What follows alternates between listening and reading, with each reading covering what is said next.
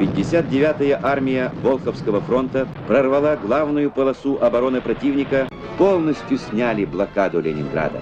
День 27 января 1944 года навсегда вошел в славную историю города на Неве.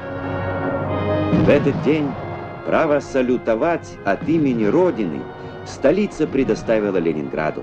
Вся наша необъятная страна слушала раскаты победных артиллерийских залпов с берегов Невы.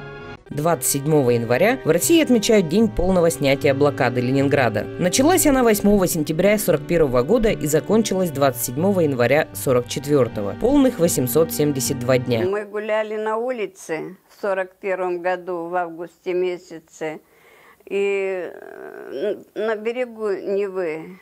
И к нам, смотрю, идут какие-то два человека, типа как в зеленой военной форме. Откуда мы знали тогда в зеленой форме? Стали спрашивать, мы испугались и убежали.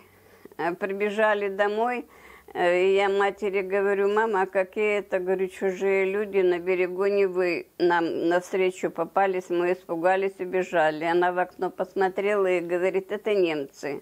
Как только началась блокада Ленинграда, в городе начали заканчиваться запасы топлива и воды. Прекратилась подача света и тепла. Начался голод. В день рабочим выдавали 250 грамм хлеба, остальному населению 125 грамм. Город подвергался постоянным бомбежкам. За время блокады на него было сброшено свыше 100 тысяч бомб. Это было что-то страшное. Это летит самолет.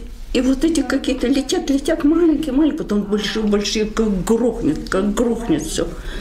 Вот вы не верите, все, каша была круг. Наш окоп вот Середкин, все каждый раз думали, это последняя бомбежка. Больше мы уже не останемся живые. И как только начинает бомбежка, мы как бы садимся и как эти, волчата, молимся.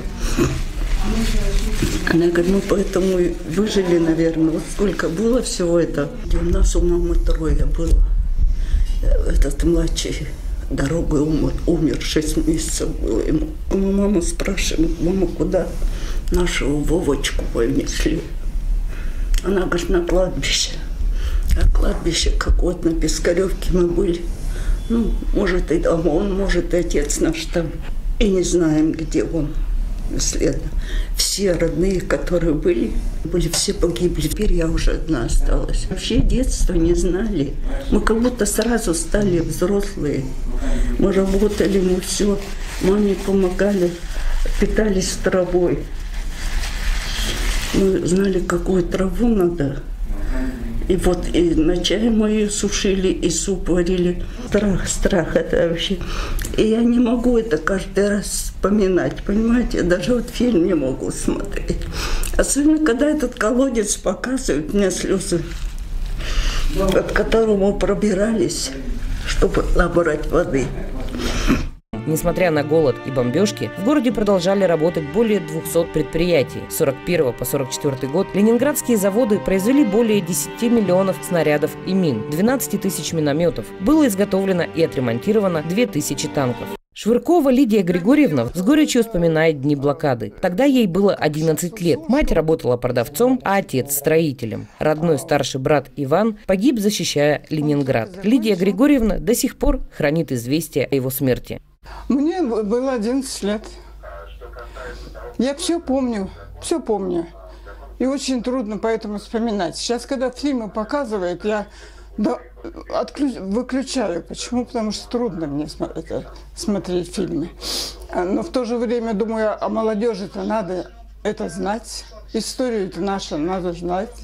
Все испытала. И голод, и холод, и бомбежку. Так что это страшно. И смерть. У нас во время войны от голода бабушка умерла 60-летней. Жить бы. 15-летний от голода умер брат двоюродный. Потом вот брат убили.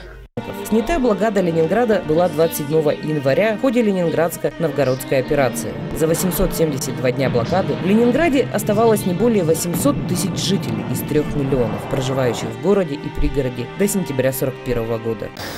Чтобы не было больше войны. Хватит, пережили. Я пережил войну. Остальные, они не знают даже, что такое война. По книжкам там много напридумано. Всех ветеранов, жителей и тружеников блокадного Ленинграда, переживших эти страшные события, поздравляем с знаменательным днем, который стал частью великой истории. Пусть благодаря вам память о подвиге ленинградцев сохранится в сердцах все новых и новых поколений. Крепкого вам здоровья, благополучия, мира и счастья вам на долгие годы.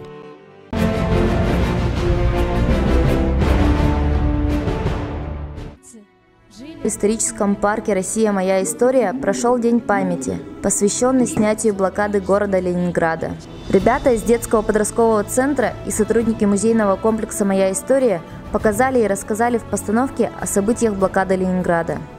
Меня поразило то, что люди до сих пор, не имея ни воды, ни еды, до сих пор продолжали бороться, отстаивать свой город, защищая до последнего.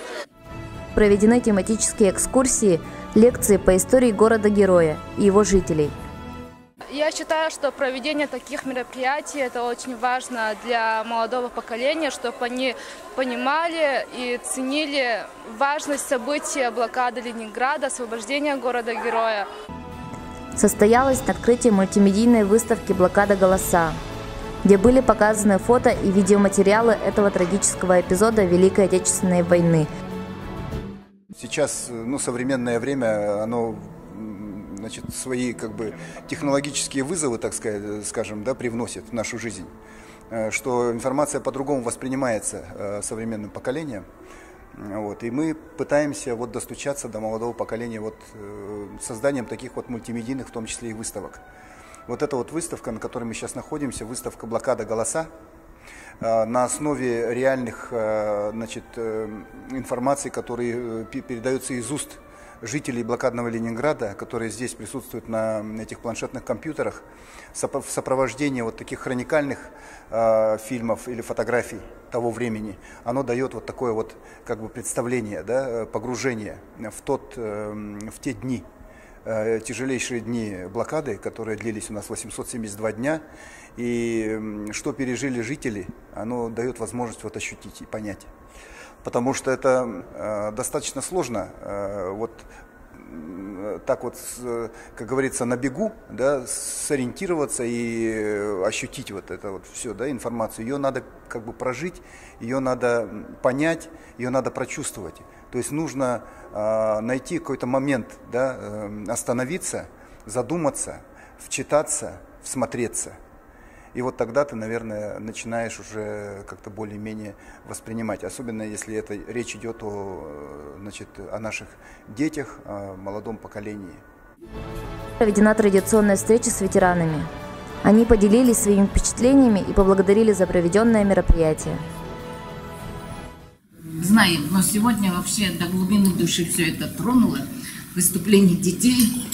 Самая главная наша задача для того, чтобы молодое поколение пропустило через себя эту информацию историческую и ощутило то, через какие тяготы, лишения и победы прошла наша страна для того, чтобы она сегодня была такой, какая есть.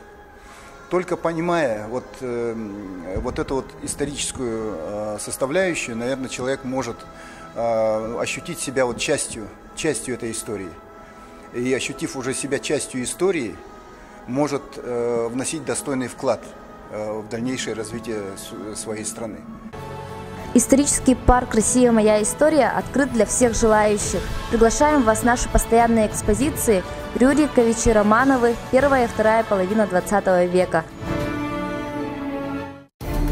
Исторический парк «Россия. Моя история». Самый масштабный мультимедийный проект в мире ждет вас в Якутске по адресу улица Уткина, дом 5. Подробности myhistorypark.ru.